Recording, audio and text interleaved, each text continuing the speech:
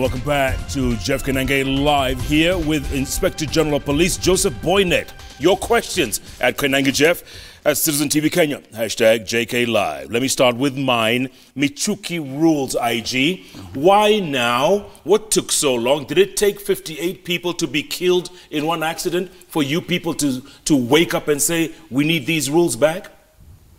First of all, I think it should be known that the rules that were promulgated by the former minister, Honorable Michuki, were not suspended at all. They were still in effect. And we have always enforced them. But some of us kind of relaxed. Yeah. All of us. Yeah, exactly. And it has become very costly. And we have decided, based on what we know, around this time of the year, that quite a number of folks become reckless. And then we've taken a decision. When I say we mean we in the police, alongside the Interior Ministry and colleagues in the Ministry of Transport, that enough is enough. We have got to tighten screws. So you admit that you all were lax or someone dropped the ball? Not that. I said some of us, not dropped the ball as such, but we kind of did not enforce the rules as tough, in a tough way as we should. Absolutely, because yes. Let's talk about that bus, the fateful bus that killed 58 people. There was not a single roadblock between here and Fort Ternan. There was not a single roadblock. By the way, my director's telling me there were 62 who died in the end. 62. Not a single roadblock between here and Fort Ternan. And on top of that, the insurance had expired in July. 3 months this bus was traveling without insurance. No, you got your facts wrong, Jeff. Come on. You got your facts wrong, Jeff, I must say. The insurance had not expired. It was still valid. It had no license to travel at night. That's it. It had no license to travel at night, but the insurance was valid. But yeah, it was valid. That's besides the point. Yes. There was not a single roadblock. At that time of the night, remember this guy left town close to midnight. For reasons that, sadly, we have come to live with, losing very unfortunate circumstances, 56 lives. Driving all the way from Nairobi to Fort Ternan. We have done our audit, and it is indeed true that at that time of the night, very late at night, we didn't have roadblocks. That's true. But we have conducted further investigations to try to establish who was on the wrong. And we are looking at the entire value chain, right from the beginning up to the end. And I must say that investigations are complete, and you are soon going to hear people being held to account, because we wanted to be very thorough, very thorough. But having said that, we have learned our lessons. We have learned our lessons. Yeah. Yes. Can you guarantee Kenyans, and you know, we're coming to the holiday season, so you know people are going to be traveling a lot. Can you guarantee them that at least there will be roadblocks, vehicles will be inspected beforehand, people will be safe to take to the roads? Because this was just one incident. We have seen incidents where buses drive so recklessly on the wrong side of the road, and vehicles have to veer to the side, some in ditches, because of these rogue drivers and rogue buses. What guarantees can you give Kenyans? Those days, Jeff, I must tell you, are over. Come this Friday, the Minister for Interior and the Minister for Transport are going to be making major announcements as to what we shall be doing going forth. So the days of driving rogue on our highways are over. And when I say are over, I mean it. So when you take to the road, when you get behind the wheel of your car or jump on your bike, you had better be on the right side of things. Yeah. Because this time around, we are going to be very tough. But IG, some people, critics say, you know what, this is a knee-jerk reaction. No way. Huh? If you think it is a knee-jerk reaction, wait what's coming up. Did it have to take the death of 62 people for people to wake up? That is more reactive rather than proactive. Well, let me add this. There's been a lot of things that have been happening also in the background to endeavor to find better ways of managing traffic on our roads. And it's been a collaborative effort between ourselves in the police, the Ministry of Interior, the Ministry of Transport, NTSA, folks who make roads, so that we make safety on our roads better than it is as of now.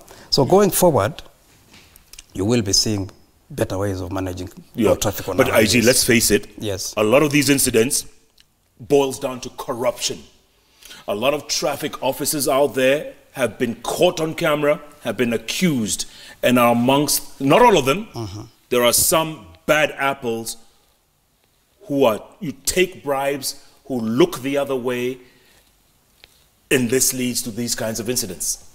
I don't think it is entirely the fault of the police that because of bribe taking, as you admitted, on the part of a few of them, that contributes to recklessness on our roads. Yes, we are to blame to some extent, but we are all responsible for road safety on our roads. And when I say we, I mean all of us, the motoring public. But we have a greater responsibility, I must admit, of ensuring that the laws that have been passed by Parliament are enforced to the letter. Yeah. Yes. But corruption index report came out, and they said, you know, amongst the most corrupt, the champions of corruption are police and traffic police officers. In fact, during the vetting exercises, you remember this, some of the most corrupt, or some of the people who were being vetted, who turned out to have millions and millions of shillings in their accounts and couldn't account for it, were traffic officers. Some of them, not all of them. Correct. And it's a small minority, as a matter of fact. The truth of the matter is, some of the most hardworking police officers are officers on traffic duty. Take this, for instance, Jeff. If we do not have officers coming to our roads in the city, for instance, in Nairobi, we will have real trouble in our hands. We can't move. So these officers come to report on duty every morning to ensure that the city moves. Yeah. But amongst them are a few bad apples, just like in any part of the society. But those rotten apples are giving the rest of you a bad name. And we have always taken very, very stern action against them. And as a matter of fact, in the last couple of months before the commission, the previous commission terms lapsed, we sacked quite a number of them. Sacked them. Yeah. Yes. And they're gone. And the instructions I've given are this: if you are caught engaging in corruption, and it's both ways, the giver and the taker. But on our part, we exert much more pressure on them. If you are caught engaging in corruption, we will dismiss you and you face court charges as a civilian. That they know.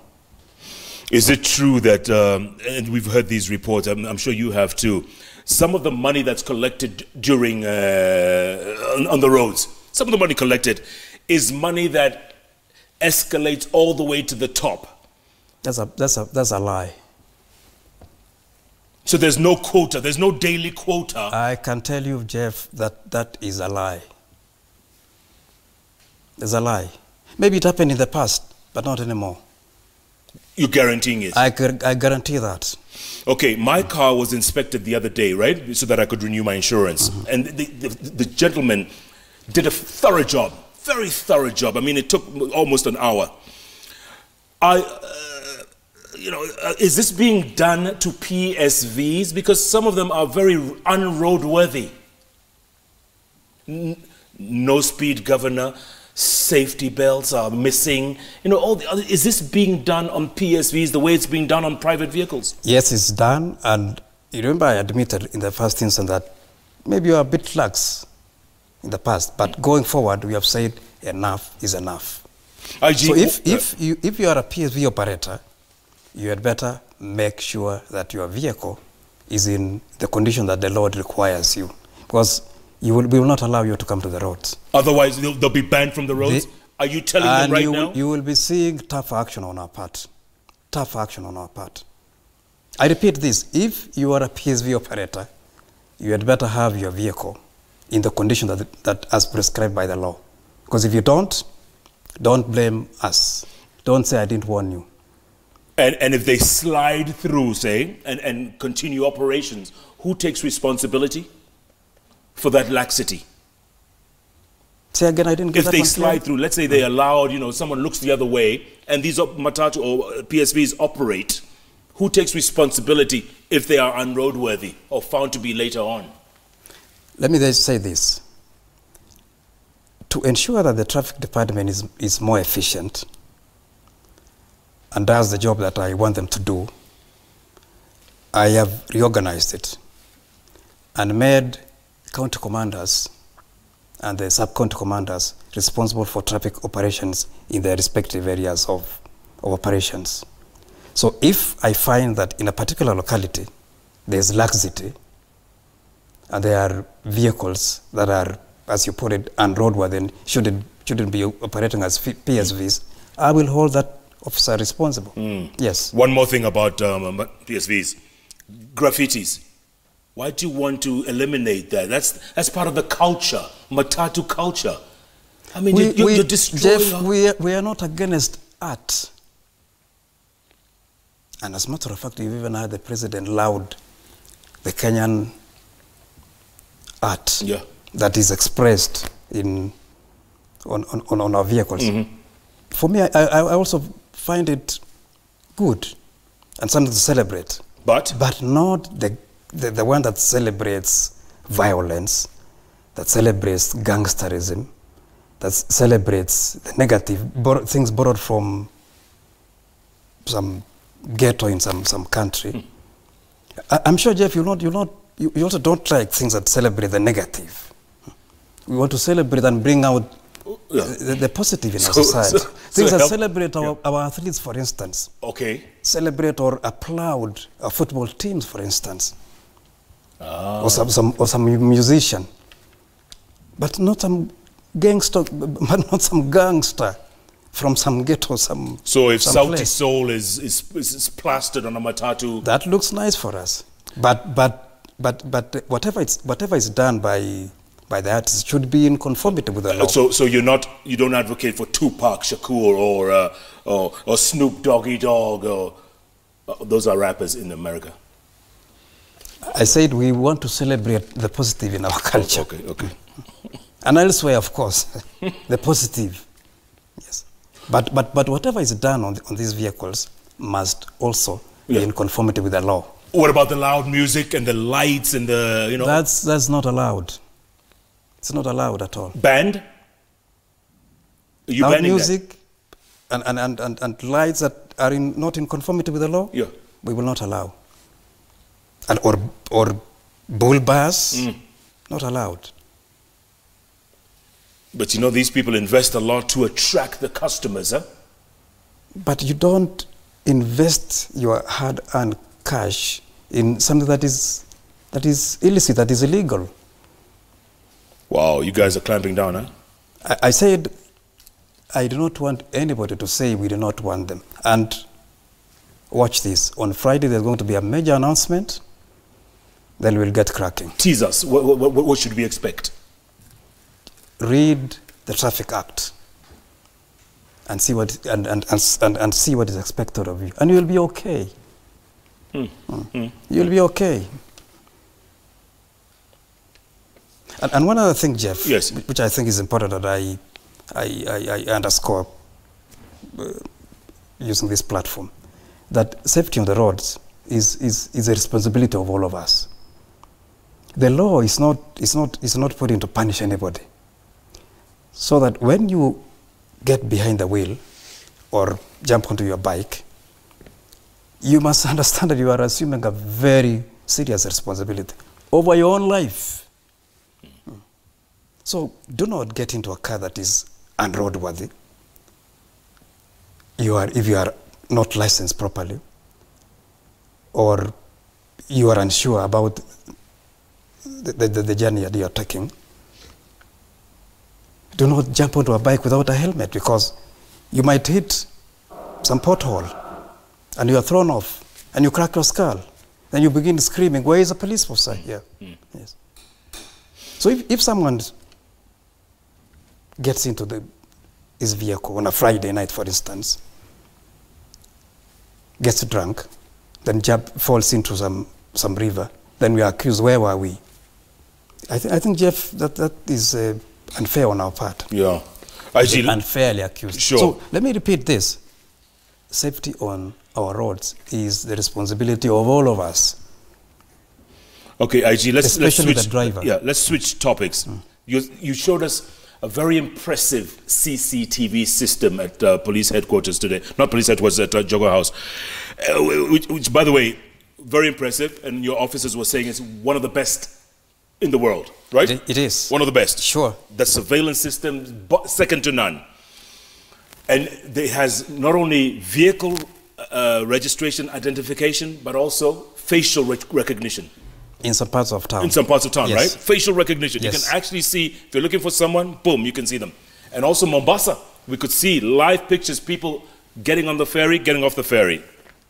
So the question I have to ask IG is, what happened to the deaths of, say, Jacob Juma, Chris Msando, former MP Moshai? And there were CCTVs all over town, in places that they were, and yet these murders remain unsolved.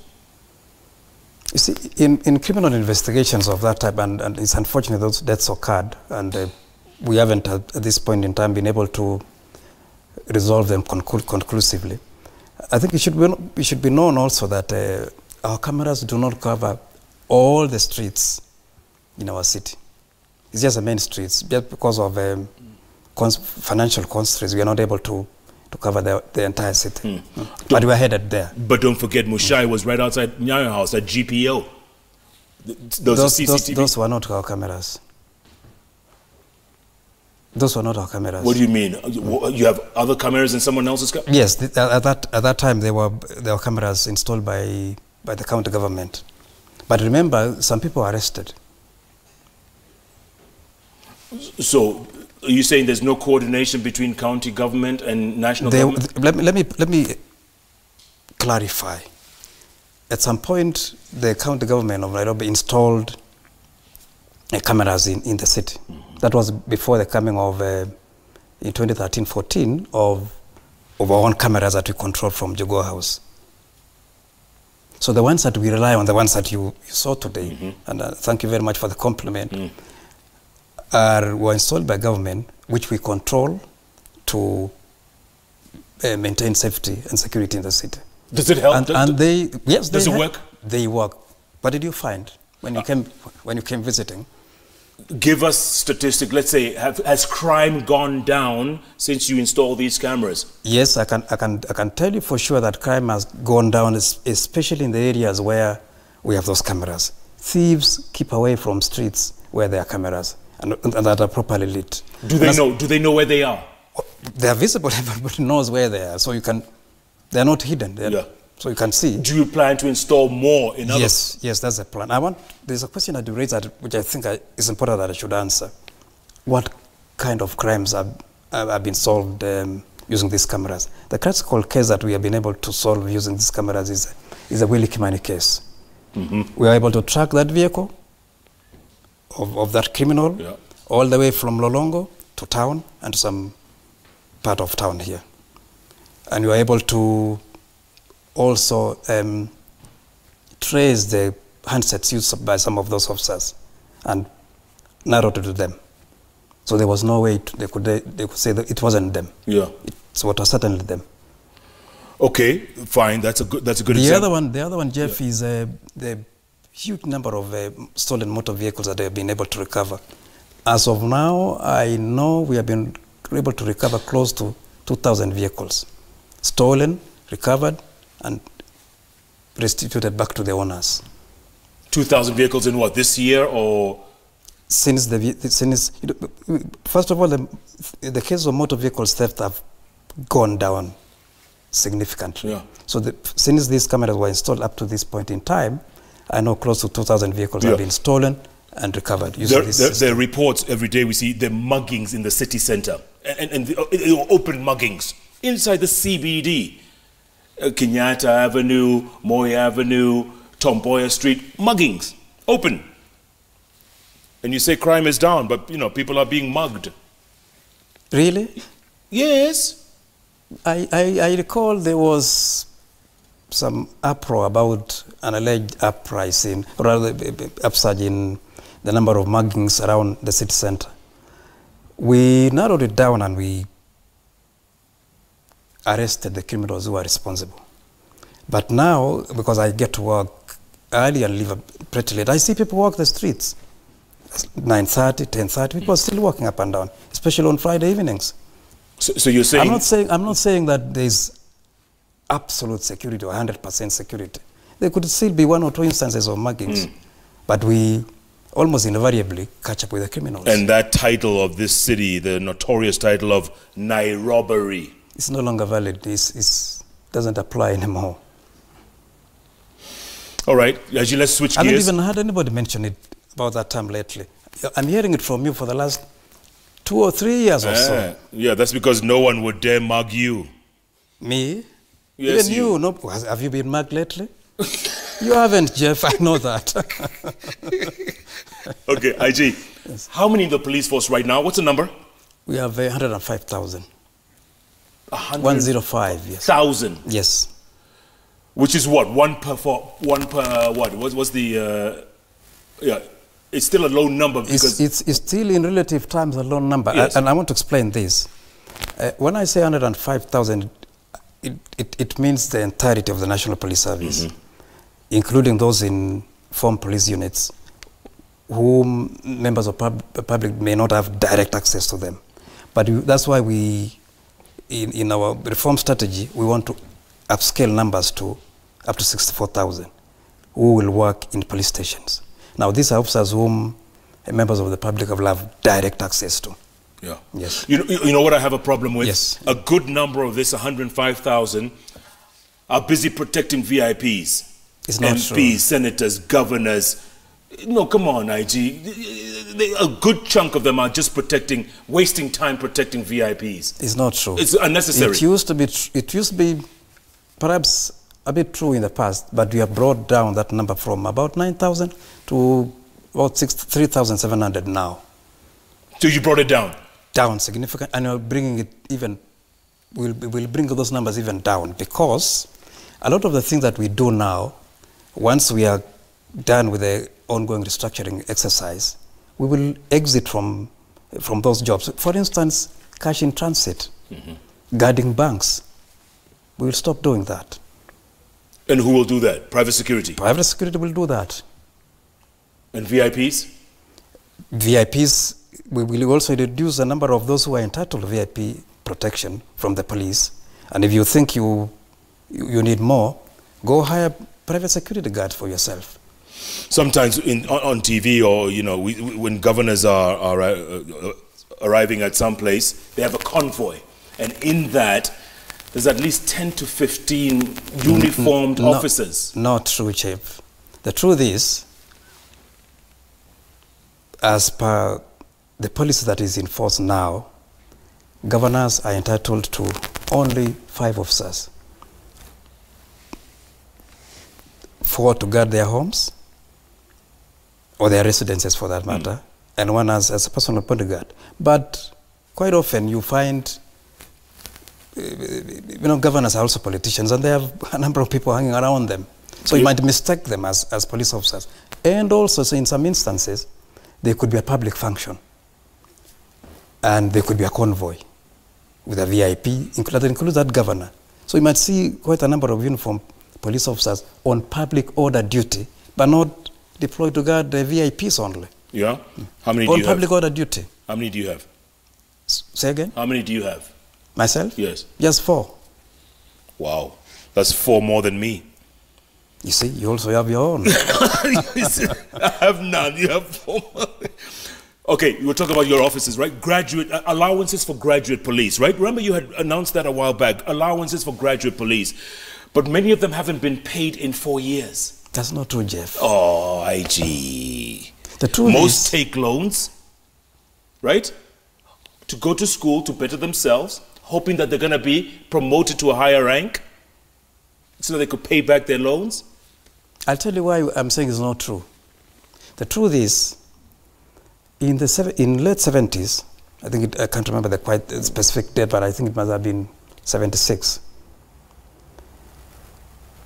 A permanent secretary in the Ministry of Interior, as it were, those days, wrote a letter and advised us that we needed to pay graduate police officers a little bit more than other constables so that we can attract them. Mm. But that's a long time ago, not anymore. So and since then we have developed a career progression guidelines, which sets in very, very clear terms how one enters the police and the various career options that are available in the police. So it matters not how you come in.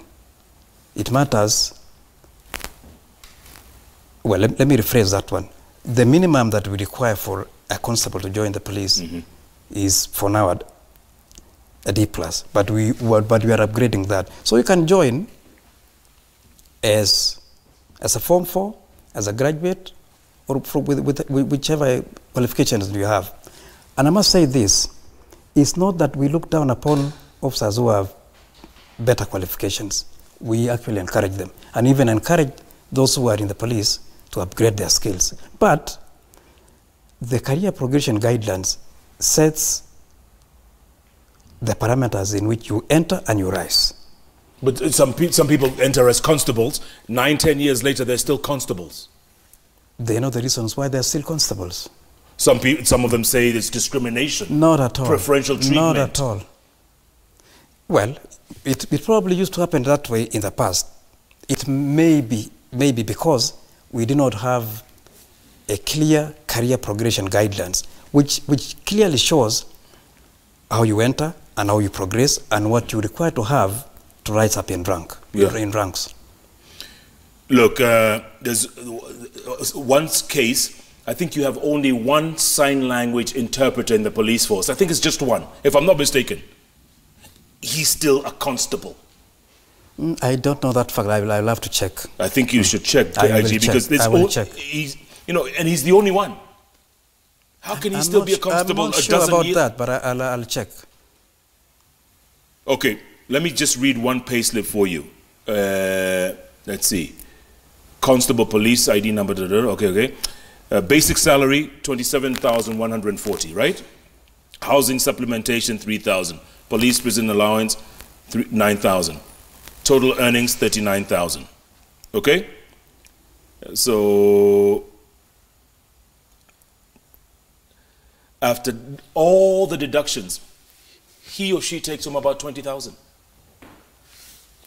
Another one 19,000. What is that for a police officer? No wonder some are tempted to take bribes. No wonder some are tempted to supplement their income, for lack of a better phrase, or hire out their guns. If you compare the pay given to the police officers with the equivalents in the rest of the public service, they're actually better paid. It may not be as good as we would want, but we understand the circumstances in which we work and what the government can afford for us. We'd certainly be happy if we got more, but that's what we can get now, as of now. Now, having said that, that's not reason enough for anybody to engage in criminal activity. I'll tell you this, Jeff. The National Police Service Commission did some analysis of the data they generated during the vetting exercise. And believe you me, from empirical data that they have, it showed that out of every 100 officers, only 4 have issues. That means out of every 100, 96 work and toil even under the very difficult circumstances, and they are contented. 4 have issues. Those are the ones you are describing. Yes. Look for extra cash through unorthodox means. Correct. Yes. And those are the ones whom we have institutions like our Internal Affairs Unit and IPOA to help us deal with them. One more thing before I go to break, IG. So when there's an international event in town, TCAD, WTO, these big events, your officers obviously work overtime and they're given an allowance for that, right? Many of them have complained, like let's say the allowance is 3,000 shillings. Only a fraction of it ends up with these officers who've been working 12, 18 hours. Most of it ends up in their bosses' pockets. They complain.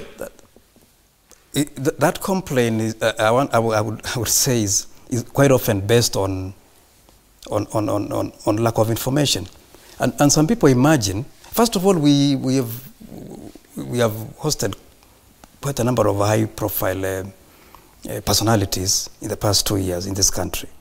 We have hosted a number of equally high-profile multilateral gatherings in this city, and we often use officers from Nairobi County, and because of the magnitude of these tasks, quite often we also bring in officers from other counties. We pay them an allowance, we put them get accommodation for them, they work, and they go back to their stations. But that some people, some senior officers take a bit of the money and keep it for themselves, and they don't pay the officers who have come from other counties. I don't think it's true. Okay. I don't think it's true at all. Let me give you one example. Because if it happened, I would have known. Okay, here's one example.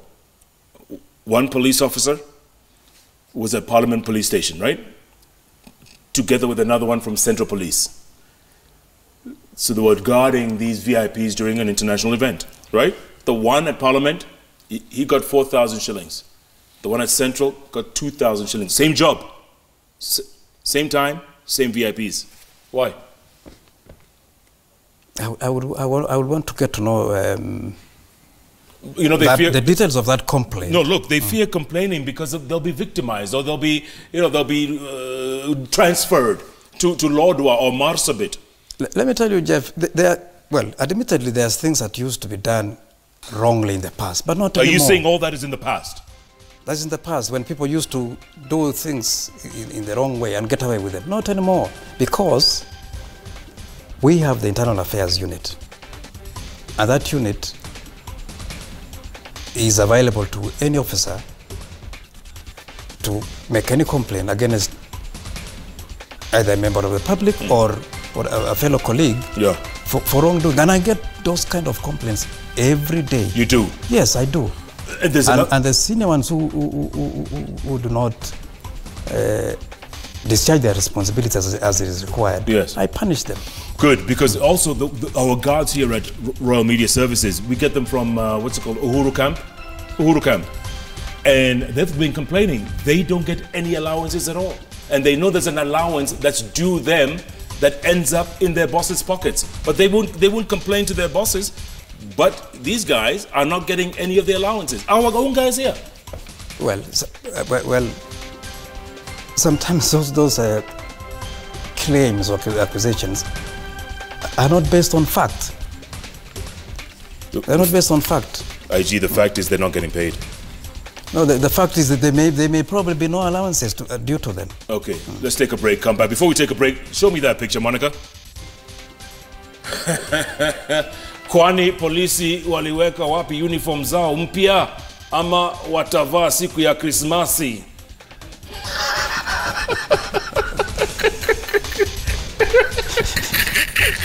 Let's face it, IG. That uniform is horrible. It's not. Is there anybody who likes it? Yes, we like it. Who's we? We in the police like it. Look at this. Who would wear this? Would you wear this? Of course, you will see me wearing them in the next couple of days. No, please don't. I will. I will not be able to recognize you. I will wear them. And I will serve you, Jeff. Okay. Yes. Okay. Reason being, yes, that color is a universal police color. That? Yes. You are not the only ones who wear that. Who got that tender? Who won that? The tailoring will be done by the National Youth Service. And there are no tenders, for what I know as of now, has been issued to anybody. When is this uniform taking effect? We are at the moment in the tendering stage, and we are following the due process. Okay, who designed this? We designed it ourselves. You did? Yes. When does it take effect? Next month. Why are the pockets bigger? Pockets bigger? I think your eyes deceived you. You saw something else that I haven't seen. All right. Let me say this, Jeff. Yes. Because that uniform is exactly the same as what we have now. The only difference is the color. And I haven't had anybody complain that that khaki uniform you have with a jacket and a beret and a nice shirt and a belt has pockets that look too big. What was wrong? What was wrong with the old uniform? I'll tell you the reason why, Jeff.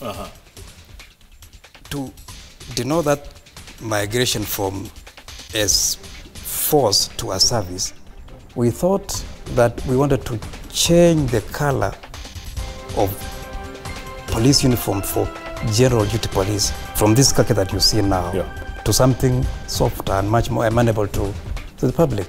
Because we are coming to live with you, Jeff. And I hope you'll welcome us. By the way, I want to talk about that after the break. But I think the general feeling out there is someone actually wanted police reforms, but some of you heard police uniforms. We are engaged in reforming the police service, transforming it into one that offers people-centered policing services. And that exercise to transform the police is not only about uniforms only. Okay. That's one of the important components, of course. All right, let's take a break. Talk about police living amongst us. What does that mean? And also, we're going to take your questions right here, live on Jeff Koinange Live. We'll take a break. Plenty more ahead. Stay with us. Keep tweeting at Koinange Jeff at Citizen TV Kenya. # JK Live. JK Live takes a break. We'll be back in a moment.